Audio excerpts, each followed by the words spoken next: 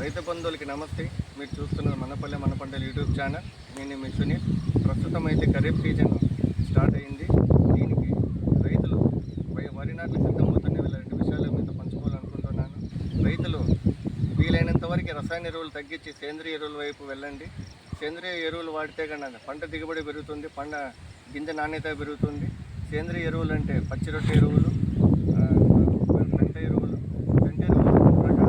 కోళ్ళ ఎరువు, పశువుల ఎరువు,